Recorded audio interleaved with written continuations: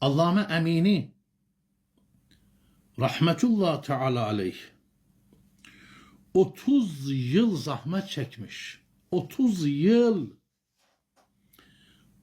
10.000 tane eser okumuş. 10.000 tane eser okumuş Allame Emini. Hazreti Ali aleyhisselamın velayetini ispat etmek, inkar edenlerin gözünü açmak, inkar edenlere velayeti ispat etmek için 30 sene çalışmış, 10.000 tane kitap okumuş, El-Kadir adlı eseri yazmış. El-Kadir adlı eseri yazmış ve bugüne kadar El-Kadir'e bir reddiye bile yazamamışlar. İlmiyle Allame Emini velayet mektebine yardım etmiş.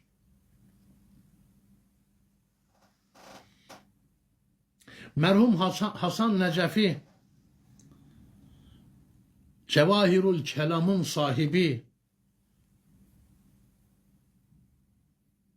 Cevahirul Kelam terzinin elindeki metre konumundadır. Metre olmasa terzi elbise dikemez. Marangozun elindeki çekiç hükmündedir.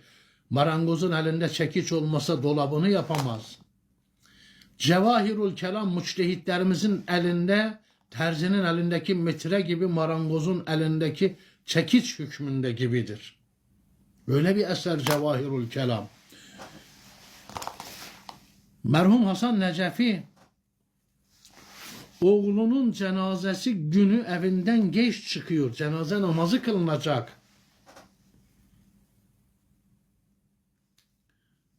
Evinden çıktığında öğrencilerinden soruyorlar, hocam niye geç geldiniz? Cenaze sizi bekliyordu, cemaat sizi bekliyordu.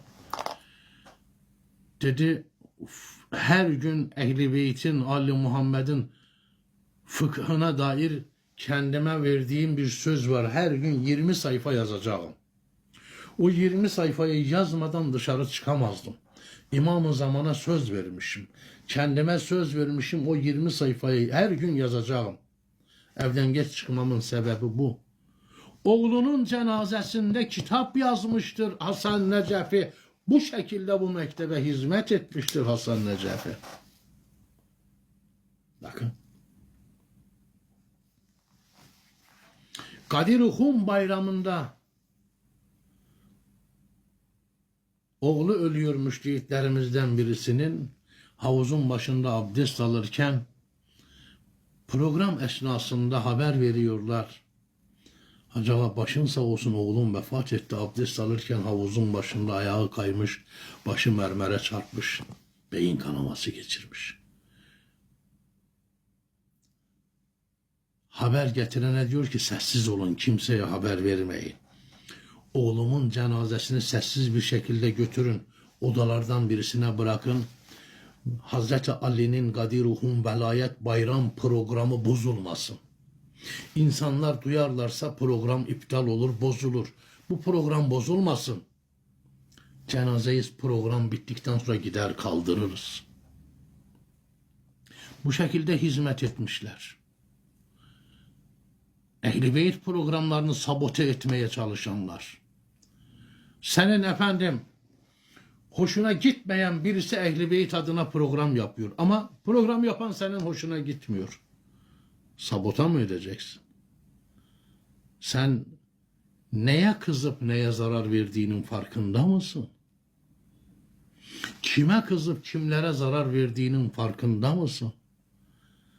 Senin bu yaptığın iman mıdır, basiret midir, şuur mudur, bilinç midir? İmam-ı Zaman'a hizmet etmek midir? Yoksa İmam-ı Zaman'ın düşmanlarını sevindirmek midir? Ağa Buzurg-u Tahrani, Ağa Buzurg-u Tahrani, George Cerdak, bir Hristiyan alim, ilim adamı, kalkıyor Şii hakkında, Şiiler hakkında, Şii mektebi hakkında bir cümle yazıyor. Bir cümle bakın. Diyor ki Şia'nın ilmi kitabı yoktur. Şia'nın ilmi kitabı yok.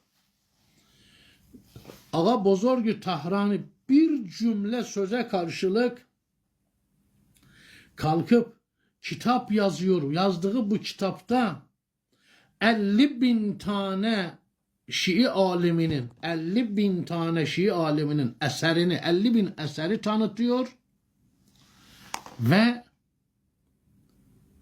bu iş için 40 sene zaman ayırıyor. 40 sene zaman ayırıyor ve kendisi de diyor ki hakkınızı helal edin, şarjım bittiği için telefonun yerini değiştireceğim.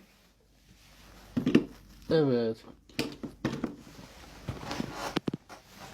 40 sene zaman ayırıyor bu iş için müminler. Şarjım bittiğinden dolayı telefonun yerini değiştirmek zorunda kaldım. Hakkınızı helal edin. 40 sene zaman ayırmıştır Ağa Bozorg-u Tahrani. Ayan-ı Şia adlı eseri yazmış. Bakın 40 sene.